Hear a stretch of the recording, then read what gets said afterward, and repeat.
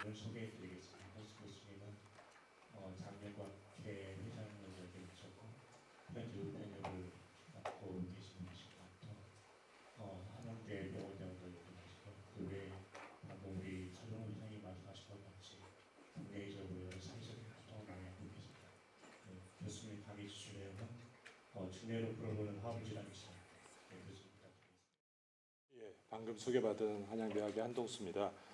앞서 아까 서 원장님께서 내시경을 빨리 한다 그러는데 아마 그것은 제가 빨리 빼는 게 아니라 예전에 제가 강의할 때 시쿰 일리오시칼 밸브까지 3분 뭐 이런 주제로 강의를 한 적이 있었습니다. 그때 뭐 어떤 분들은 그게 말이 되나 이제 그런 생각을 하셨는데 이게 메커니즘을 좀 알고 그러면 실제로 그런 여러 가지 팩트들을 구현할 수 있기 때문에 메커니즘을 알고 대장 내시경을 하면 조금 더 편할 수 있다는 말씀 드리겠습니다. 아까 제가 강의를 들어보니까 이런 강의 내용은 별로 필요 없을 것 같아서 그냥 기본적인 내용들, 장정결 잘해야 되고 충분히 관찰해야 되고 송기, 흡기 잘해야 되고 특히 주름에 유념하셔야 되고 저는 그림자 반사를 잘 보라고 합니다. 여러분 MBI 없으시고 그러시기 때문에 송기 흡기할 때 그림자가 지는 부분들을 잘 보시면 그런 데서 병변을 발견할 수 있지 않을까 생각합니다. 또 뭐 이 대장 병변들은 이렇게 병변의 분포가 어떻게 되어 있느냐에 따라서 질환을 특정할 수도 있고 또 질환이 병변이 뭐 어느 해부학적 부위에 있느냐에 따라서 또 질환을 특정할 수도 있겠고 그 다음에 또 패턴이 이렇게 패치하게 나오느냐 아니면 병변이 리니어하게 나오느냐 또 이렇게 디퓨즈하게 시메트릭하게 나오느냐에 따라서 병변이 이건 뭐겠다고 알 수 있을 겁니다. 뭐 제가 항상 그 펠로우들한테 얘기하는데 야 리니어하게 나오는 병변은 병변 몇 개 없으니까 그 병변 나오면 고민하지 마 이렇게 얘기하곤 합니다. 또 여러분 뭐 이거 왕족보죠. 제가 오늘 말씀드릴 내용들은 주로 진료실에서 가끔은 보는데 뭐 그냥 지나가는 환자들 이런 사람들의 자연 경과를 보고 잠깐 말씀드리겠습니다. 여러분 대장 내시경 많이 하시죠? 많이 하시니까 사실은 말씀을 안 하셔서 그렇지 뭐 합병증 많이 경험하셨을 겁니다. 특히 저도 내려오기 전에 아는 분에게 장 반전하다가 천공이 됐는데 어떡하냐고 그런 얘기를 뭐 해서 상담을 하곤 했는데 이러이러한 부작용들이 있다고 그럽니다.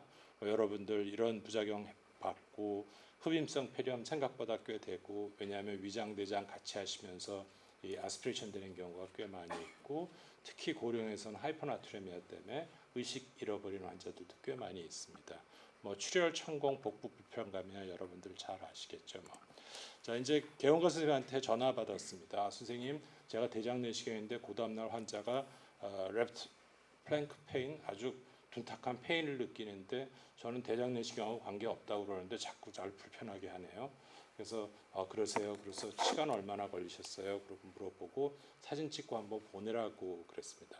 그런데 이제 그 선생님 불안하시니까 아마 CT 찍고 보내셨는데 CT에 보니까 이렇게 스플렌 주변에 이렇게 뭐 병변 플루이드 컬렉션이 있죠.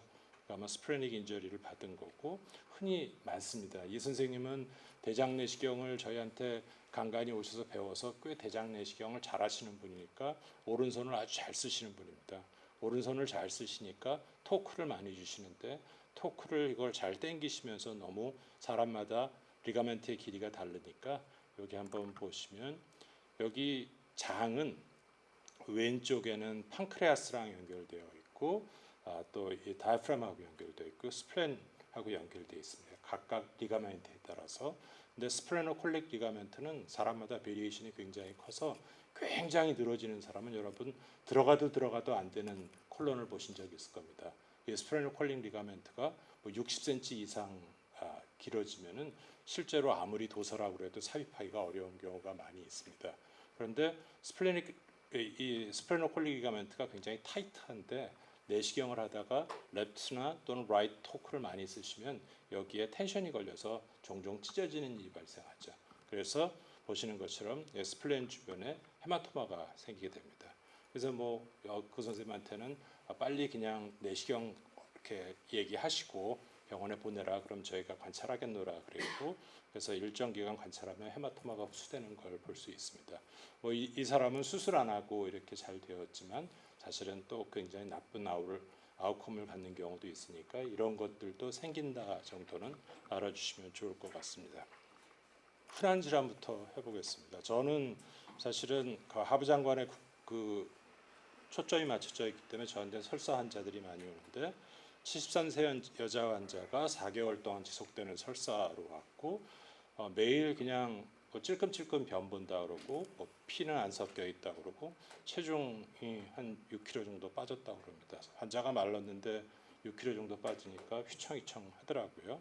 약 이런 거 먹고 있었고 이제 개인 병원에서 2달 전에 대장 내시경인데 선생님이 아무 이상 없다 이렇게 왔습니다. 그래서 이렇게 오시는 경우에는 저는 그냥 그 따로 얘기하지 않고 선생님이 제대로 보셨으니까 사진만 갖고 오시고 저 보여주세요 그렇게 얘기하고 기본적인 랩 같은 것들을 냅니다. 근데 이 환자 같은 경우는 칼프로텍틴이 이상하게 올라가 있고 그래서 좀 설사도 조절이 잘 안 되는 것 같고 그래서 환자분 지금 이러이러한 약들 좀 한번 쓰시는 거 중단하고 대장 내시경 해보겠습니다 하고 대장 내시경을 하고 이렇게 크로닉 다이아리아가 있는 경우는 저는 한 5군데나 6군데에서 포컬하게 꼭 바이옵시를 하게 합니다. 그래서 바이옵시를 해보면 뭐 이렇게 여기 보시는 것처럼 이렇게 밴드가 있는 경우도 있고 이렇게 림포사이트 침윤이 많이 있는 경우도 있죠. 여러분 잘 아는 마이크로스코픽 콜라이티스입니다. 생각보다 많습니다. 근데 관심들을 안 가지셔갖고 실제로는 그냥 뭐 괜찮은 질환 이렇게 하지만 여기 보시는 것처럼 고령 특히 여성에서 많고 뭐 이런 약제 사용가 굉장히 많이 있습니다. 그래서 근데 이제 제가 이걸 갖고 나온 이유는 실제로는 티피컬한 마이크로스코픽 콜라이티스, 콜라지너스 콜라이티스, 림포시틱 콜라이티스가 꽤 됩니다. 그렇지만 중간에 경계에 있는 인컴플리트 타입이 꽤 많이 있다는 거를 기억해 두십사 부탁합니다. 그러니까 티피컬한 증상이 있고 조직 검사했는데 티피컬한 카테고리에 뭐 100개 앱셀릴 셀당 20개 이상의 림포사이트가 없는 그거보다는 좀 적은 사람들 또 콜라지너스 밴드가 아주 두껍지는 않고 약간 두꺼운 경우에 티피컬한 증상이 있을 때 이런 인컴플리트 타입이 있다는 걸 알고 환자를 치료해 주시면 좋을 것 같습니다. 환자 입장에서는 왜냐하면 여기 저 T셀 염색 같은 거 많이 하기 때문에 돈 많이 내거든요. 근데 아무 그거 없다 그러면 굉장히 화를 내고 증상은 있는데 그래서 라포가 깨지는 경우가 종종 있습니다. 그래서 이런 거 있다는 거 알고 계시고 또 이런 이 마이크로스코픽 콜라이티스는 약제랑 연관성이 생각보다 많습니다. 여러분 잘 쓰시는 PPI, 리피드 로링 에이전트, 엔세이드 같은 거 많이 쓰시면 이런 것들 관련이 있습니다. 그래서 이런 것들을 우선 배제하게 하는데 배제하는 게 꼭 증상을 좋게 하거나 그러진 않는 것 같습니다. 그러나 저는 하여튼 이러이러한 약제 때문에도 생기실 수 있으니까 잠시 중단해 보시고 대증 치료를 먼저 하고 안 되면은 스테로이드 같은 걸 씁니다. 우리가 이제 족보에 마이크로스코픽 콜라이티스는 내시경 소견이 정상인 것이야라고 얘기들 합니다. 그러나 여기 이 환자처럼 특정 PPI, 란소프라졸 같은 걸 쓰면 종종 이렇게 롱기튜디널 얼서 같은 게 생깁니다. 조직 검사는 티피컬한 림포시틱 콜라이티스 흡연인데 이렇게 보면은 얼서 같은 게 이렇게 있죠. 그래서 제가 한번 예전의 논문에 마이크로스코픽 콜라이티스의 내시경 소견은 정상이 아닌 것이 아닌가 하고 그런 그 논문을 냈었었는데 뭐 이런 베리에이션이 있다는 거 알고 계시면 좋을 것 같습니다. 특히 이런 란소프라졸과 관련된 이런 마이크로스코픽 콜라이티스에는 특히 우리나라 동양 같은 데서 잘 보고가 되고 있고 그래서 아마 저런 병변 보시면 딱 기억하시니까 그때 얘기했던 마이크로스코픽 콜라이티스의 한 예 아닐까. 그래서 이런 케이스들은 약제를 끊어주시면 좋을 것 같습니다. 자, 다음 또 증례로 넘어가 보죠. 최근에 경험한 얘기입니다. 어떤 남자분께서 제 진료실에 왔습니다. 그냥 계단에서 넘어졌는데 왼쪽이 불편하다고 그러세요. 그래서 왼쪽이 불편해서 개인 병원에 가셔서 큰 병원에 가셨죠. 그래서 CT 찍었다는데 CT에 특별한 소견이 없다더라. 그래서 근데 어서 오세요. 하여튼 왼쪽에 저희 장하는 사람 입장에서는 병이 없지 않습니까? 그래서 제가 피지컬도 해보는데 특별히 이상한 사인은 없는데 배가 좀 약간 가스가 좀 들어있는 것 같고 그래서 제가 저한테 5일날 오셔서 그러면 배 사진 찍어보고 오세요 했더니 이렇게 가스가 많더라고요. 이렇게 가스가 있고 그래서 그 환자분한테 이렇게 지금은 사실은 전 뭔지 잘 모르겠는데 병 중에서 시그모이드 볼블러스 같은 병이라는 게 있습니다. 근데 이게 완전히 꼬이면 수술해야 되고 완전히 꼬이지 않으시면 뭐 내시경으로도 좀 좋아지는 경향이 있답니다. 근데 긴지 아닌지 솔직히 모르겠고 그러나 제 경험상 조금 의심은 됩니다. 해갖고 환자를 입원시켰습니다. 근데 뭐 아니나 다를까 이제 그 다음 날 내시경 했겠죠. 그래서 볼블러스에 티피컬한 내시경 소견이 관찰되고 뭐 저희 내시경 의사니까 감압 족보에 나온 대로 감압술을 시행하죠.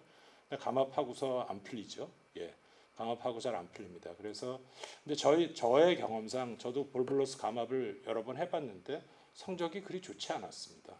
성적이 좋지 않아서 정말 이게 감압술하면 좋아지는 건가 하는 생각을 했었는데 그래서 환자한테도 예우를 얘기해주고 수술을 했습니다. 수술을 했는데 그 수술을 이 볼블러스 수술을 많이 한 사람 의사였었는데 자기가 볼블러스 수술하면 이렇게 거기에 밴드 같은 게 이상하게 밴드 같은 게 있다고 그럽니다.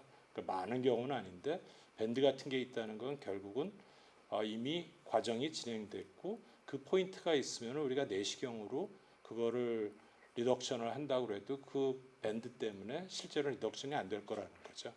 그래서 이 케이스는 뭐 잘 된 거지만 하여튼 이렇게 우리가 아는 것처럼 간편하게 하는 내시경으로 리덕션이 꼭 잘 되지 않는다라는 걸 말씀드리고 여러분 뭐 시험이나 그냥 아는 상식에는 누워 있는 사람 오래 걸린다 이렇게 돼 있잖아요.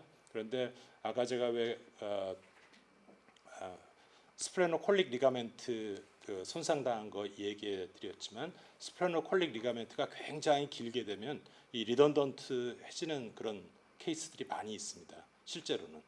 그래서 그런 걸 생각해 보면 뭐 이게 저절로 꼬인다 그러는데 아마 어떤 트라우마나 어떤 리딩 포인트가 생겨서 장에 무슨 켈로이드 같이 사람이 파이브로시스나 이런 반응 같은 게 빨리 생기면 이런 과정이 되지 않을까 하는 그냥 상상의 나래를 펼쳐보곤 합니다. 그러니까 혹시 제가 말씀드리고자 하는 건 두서가 없었지만 꼭 내시경으로 이렇게 편안하게 리덕션이 안 된다라는 걸 전해드리고 싶습니다. 65세 여자 환자입니다. 이번에 혈변으로 왔어요. 혈변으로 왔는데 사실은 이분은 제가 혈변으로 오기 한 3, 4년 전에 내시경을 해드렸습니다. 그래서 작은 용종이 있으니까 5년 이내는 절대 오지 마시라고 그때 이제 그렇게 하고 왔는데 3년이 지나서 혈변으로 왔습니다. 선생님 피가 와서 왔어요. 아유 항문에 출혈이 항문에서 피난 거겠죠. 그러는데 근데 점액질도 막 나온다고 그래요. 내가 3년 전에 내시경 했는데 그래서 내시경 했습니다. 이게 3년 전에 내시경 보고 봤더니 큰 폴립들이 멀티플하게 있는 겁니다. 그런데 그 폴립들이 실제 우리가 보는 폴립하고 조금 다르죠. 뭐 굉장히 부정형이고 위에는 아주 이렇게 희한한 익수데이트 같은 것들이 딱딱딱딱 붙어 있고 그러죠. 그래서 근데 그 당시에 제가 무슨 폴립 그런 거를 좀 많이 연구를 해갖고 이거 캣폴리포시스다 이렇게 환자한테 말씀을 드렸습니다. 무슨 얘기냐면 그냥 비나인 폴리포시스다 이렇게 말씀을 드렸고 처음에 환자가 믿지 않죠. 믿지 않고 딴 병원 갈까요? 어떻게 할까요? 뭐 이런 식의 얘기하시겠죠. 바이옵시에도 크로닉 인플라메이션 위드 익스데이트 뭐 이런 것만 나오니까요.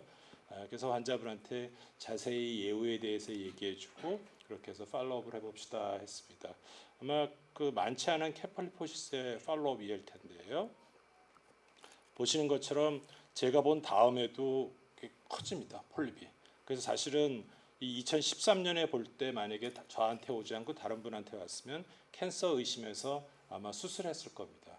왜 이런 말씀드리냐면 실제로 우리나라에서 진단된 캣폴리포시스의 대부분은 한 40% 이상은 수술로 진단된 겁니다. 암을 의심해서 수술한 케이스가 캣폴리포시스의 대부분이기 때문에 여기가 2011년부터 쭉 그래서 마지막 이렇게 이런 파이브로스 뭐 인플라마토리 폴립 생기는 프로세스가 한 7년 되죠. 그러니까 이런 과정을 겪는다. 그러니까 혹시 그런 폴립 보고 등 바이옵시가 좀 이상하게 나오면은 그럴 수도 있다 그런 얘기를 해주십시오. 어떤 분들은 이게 뭐 변비랑 관련이 있고 이 환자도 변비는 있었습니다. 뭐 이렇게 솔리타리 렉탈 뮤코살 프로레스 신드롬 뭐 이런 것들과 관계 있다 그러는데 이 위치가 디센딩 콜론이었었거든요. 그래서 그것이 과연 관계 있을까 하는 생각은 하곤 했습니다. 그러나 하여튼 이런 케플리포시스라는 병이 있고 이렇게 가면 있다 하는 거를 기억해 주시면 감사하겠습니다. 여러분 흔히 보시는 거죠. 폴립 있고 폴립 띠십니다. 그런데 보시면 폴립이 이렇게 균일해 보이지 않잖아요. 아버지가 대장암이어 갖고 그 자제분이 연세가 어떻게 되세요? 그랬더니 애가 뭐 쉬운이에요. 그래서 그러면 대장 내시경 좀 시키세요. 그래서 와서 이렇게 했습니다. 이렇게 보면 뭐 흔히 말하는 그 세살세레이티드 리전들이죠. 뭐 하이퍼플라스틱 폴립이나 트레디셔널 세레이티드 아데노마, 세살세레이티드 폴립 이렇게 세 개의 카테고리로 나누고 여러분 내시경 소견은 잘 아실 겁니다. 이렇게 정상 점막과 구별이 잘 안 되고 위에 이렇게 뮤커스 같은 거 쫙 붙어 있고 뭐 애매무리하다 뭐 그런 겁니다. 근데 실제 여러분 많이 보시는 거거든요. 근데 문제는 얘네들 중에서 특정 폴립들은 악성화 가능성이 높다는 거죠. 실제 악성화가 빨리 진행되는 경우도 있고 특히 특정 부위에 라이트 사이드 콜론에 있는 경우에는 악성화 가능성이 높으니까 여러분들 조심하셔라 하는 얘기를 합니다. 또 아까 계속 말씀드린 게 관찰 시간을 오래 해라 그러는데 이 우리 아데노마 디텍션 레이트가 사람마다 차이가 난다고 흔히 얘기합니다. 그런데 이 세레이티스 리전을 디텍션하는 정도는 자기가 투자하는 시간에 따라서 굉장히 차이나고 여기서 한 연구에서는 7배, 다른 연구에서는 18배 정도 차이가 납니다. 그러니까 여러분들께서 내시경을 대하는 태도에 따라서 병변이 달라진다. 또 여기 병리 선생님도 오셨지만 세레이트 폴립 나 이거 세레이트 리전이야 그 폴리포시스야 하고 했는데 그냥 아무 코멘트 없이 하이퍼플라스틱 폴립 이렇게 나오는 경우도 꽤 있습니다. 여기 연구해 보시면 사이즈에 따라서 또 위치에 따라서 병리학자의 일치율이 달라지고 그런 일이 있었습니다. 아주 꽤 오래전에 세레이트 폴립이라는 개념이 생길 당시에 제가 그 우리나라 병리 선생님들하고 같이 우리나라의 세레이트 폴립을 다 모아서 했었습니다.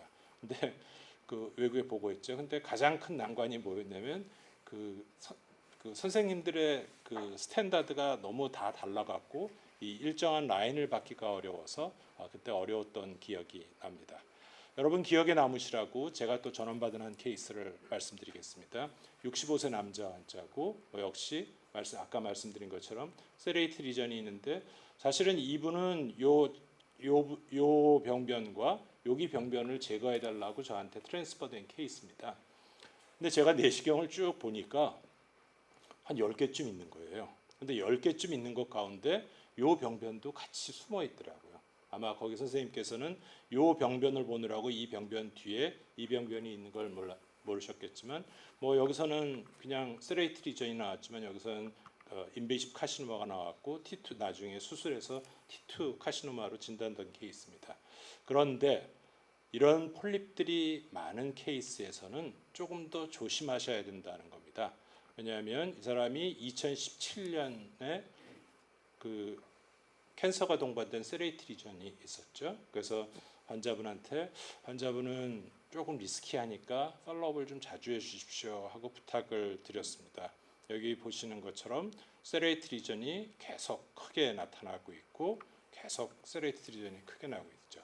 세레이티드 폴리포시스입니다. 그러니까 세레이티드 폴리포시스라는 게 한 타임 포인트에 폴립이 막 우수수 많이 생겨도 진단할 수 있지만 일시적으로 폴립들이 이렇게 많고 처음 진단할 때 미니멈 리ኳ이언트를 지켜도 세레이티드 폴립으로 진단할 수 있고 그들의 캔서 리스크는 높아진다는 거죠.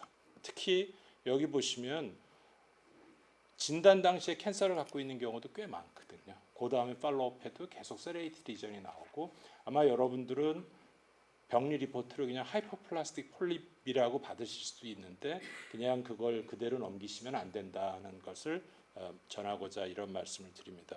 뭐 세레이티드 폴리포시스에 관여하는 여러 유전자가 있다는 거 있지만 뭐 별로 관심 없으실 테지만 생각보다 말리그넌트 포텐셜이 꽤 있다.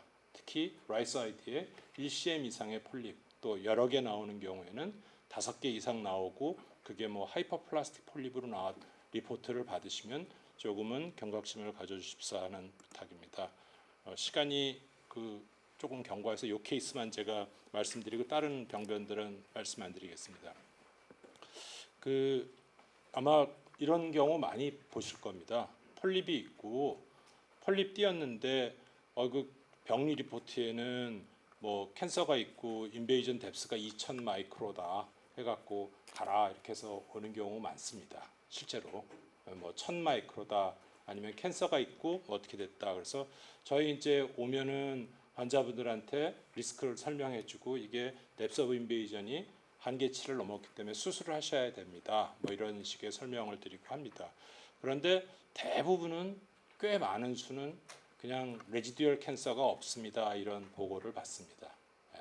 그러니까 환자는 어떻게 생각하면 왜 그거 없는데 왜 뭐 그러냐 뭐 이런 디베이트가 생길 수도 있고 또 리스크를 줄였다는 생각도 있을 수가 있습니다. 실제 아까 전에 강의하신 최기돈 선생님께서 수술의 적응증에 대해서 잠깐 말씀드렸는데 식도는 림파틱스가 굉장히 발달되어 있는데 대장은 생각보다 림파틱스가 많이 발달되어 있지 않습니다. 그래서 아까 최 교수님께서 뎁스 오브 인베이전 잠깐 말씀하셨지만 대장에서는 림파틱 스트럭처가 굉장히 발달되지 않아서 뎁스 오브 인베이전의 제한점이 1000 마이크로입니다. 그러니까 그 정도 들어가도 큐러티브 리섹션이 가능하겠다 이렇게 하죠. 대개 T1 캔서에서의 림프절 전이율이 한 15% 정도 됩니다. 그러니까 이제 T1 캔서가 됐을 때 이 사람을 수술할까 말까가 제일 고민이 되는 거죠. 이제 여러분들은 넘기지만 내 식구나 뭐 했을 때 수술해 말아.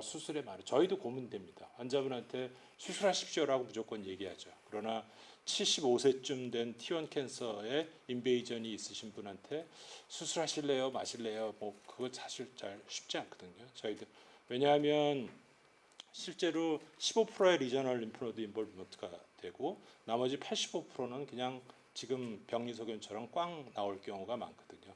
그럼 리스크랑 베니핏을 어떻게 나눠야 되는가 하는 것입니다. 최근에 재밌는 논문이 나왔는데 일본에서 쭉 해보니까 이게 재밌습니다. 여기 보면 섹스 로케이션, 그다음에 뭐 튜머 그레이드, 뭐 이런 병리 소견을 갖고 해서 다이어그램을 만들어서 점수를 했더니 미국이나 일본에서 권유하는 가이드라인보다 훨씬 더 일치율이 높더라 그런 겁니다. 전 사실은 나이를 고려한 팩터들을 많이 썼는데 이 다이어그램을 꽤 밸리데이션도 돼 있고 그래서 괜찮을 것 같다는 생각이 들고 이 자리에서 제가 이걸 갖고 나온 얘기는 이걸 쓰시라는 게 아니라 여기 보시면 중요한 판단 기준이 병리소견입니다. 병리소견이기 때문에 이 병리소견을 판단하려면 잘 띄어야 되는 거죠. 그러니까 실제로는 우리가 뭐 내시경학회에서 여러 피스밀로 해도 된다고 그러지만 적어도 캔서가 의심되는 병변에서는 앙블럭으로 띄셔갖고 병리 어세스먼트가 충분히 가능하게 만들어져야 충분히 예후를 판단할 수 있다는 말씀을 드리고자 합니다. 그래서 나이스 클래시피케이션이니 제이넷 클래시피케이션이 이런 말 하지만 적어도 내시경을 보는 의사는 점막하 침윤이 의심되는 병변들 여기 보시면 병변 가운데 디프레션이 있거나 또는 병변 조면이 불규칙하고 또 폴드가 있고 그 다음에 스톡 인베이전이 뚜렷하게 보이고 넌리프팅 같은 이런 썸뮤코사 인베이전을 시사하는 소견이 있으면 조금은 고민해라. 띄는 거를 그냥 왜냐하면 병리 샘플이 중요하니까 그런 것들을 한번 고민해 주십사 한번 던지고요. 특히 이런 병변들 병변 크기는 작은데 이렇게 굉장히 불규칙한 조면을 갖고 있고 디프레션이 있고 그런 아몰포스한 피 패턴을 갖고 있으면 굉장히 조심하자. 왜? 여기 그림 보이시는 것처럼 얘들은 매시브 SM이라고 그래서 서브뮤코사 인베이전을 하는데 한 포인트를 하는 게 아니라 브로드밴드를 따라서 그냥 그대로 인베이전이 되기 때문에 실제로는 리젝션을 해도 버티칼 마진에 다 걸려 있는 경우가 많이 있습니다. 병변이 작아도 이런 케이스들은 굉장히 조심하자 하는 얘기를 말씀드리고 한 예로 이런 케이스가 있었는데 나중에 제가 수술해서 해보니까 병변 크기는 0.8cm였었는데요. 이미 그 림프노드에 36개 다이섹션했는데 3개에 가 있을 정도가 되거든요. 그러니까 매시브 SM 타입, 특히 아몰포스한 P 패턴을 보이는 경우에는 굉장히 조심하자 하는 말씀 드리겠습니다. 시간이 뭐 많이 가서 저 따로 하나만 더 말씀드리면, 뭐 여러분들 그 베체트 장염 뭐 다 보시잖아요. 그런데 이제 이 베체트 장염의 이 진단 카테고리가 아주 애매합니다. 그래서 여러분 일리오시칼 얼서가 있으면 이제 뭐 저기 시스테믹 심톰이 있느냐 없느냐를 따지게 되는데, 제가 이걸 갖고 나온 것은 이 베체트 장염의 시스테믹 심톰은 이게 다르다는 겁니다. 그러니까 동시에 증상이 나타나는 것이 아니라 증상이 나타나는 시기가 각각 다르기 때문에, 여러분 진료실에 왔을 때, 이런 환자가 왔을 때 이 증상이 있어요라고 얘기하시는 것보다 과거에 또 진료실에 팔로우업 하시면서 있어요 없어요를 자꾸 물어보시는 게 굉장히 중요하다라는 말씀 전하면서 오늘 제 강의 이것으로 마치겠습니다. 감사합니다.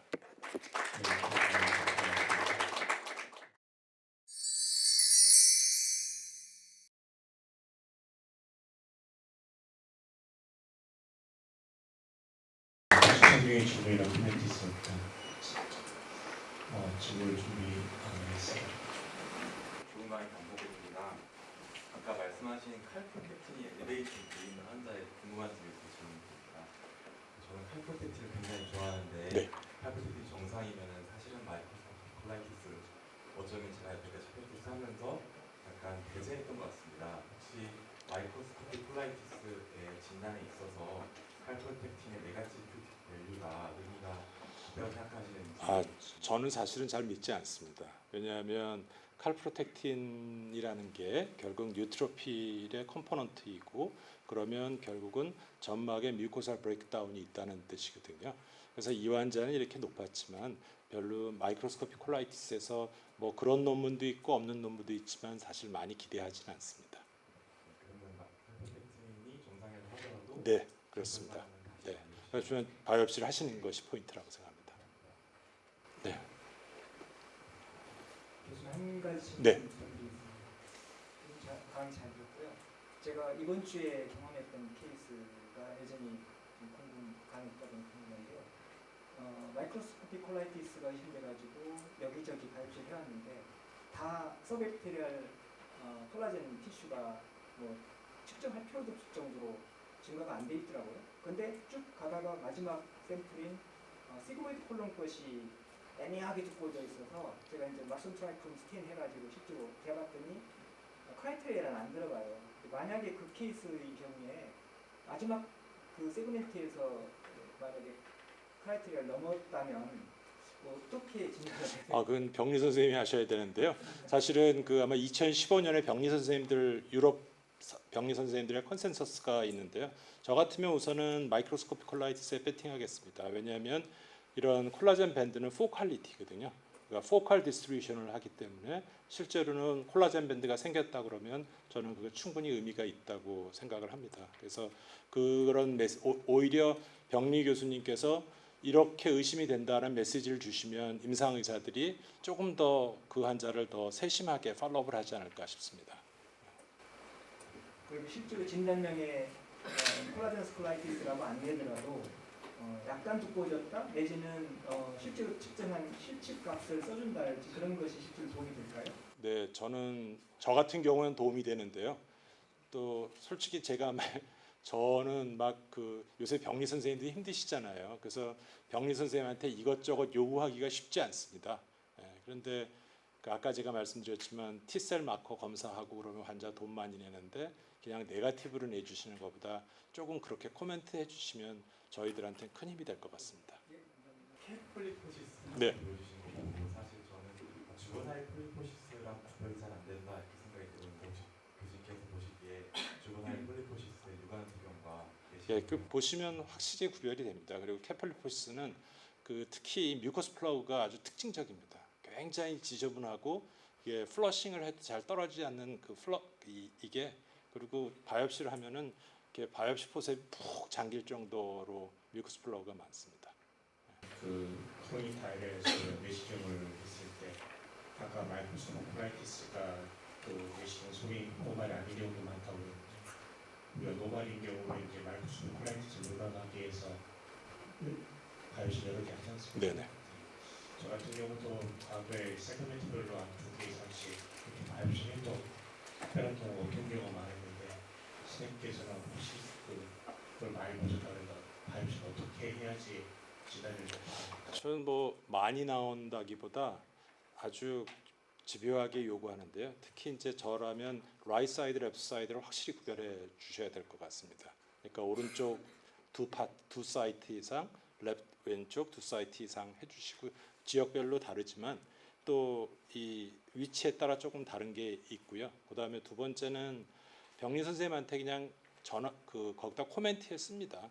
저 마이크로스코피 콜라이티스 의심하고 림포사이트 봐주세요라고 그렇게 하면 병리 선생님이 그냥 일필로 휴지로 처음에 휙 지나가더라도 거기 코멘트 있으면 좀 더 세주시고 그럽니다.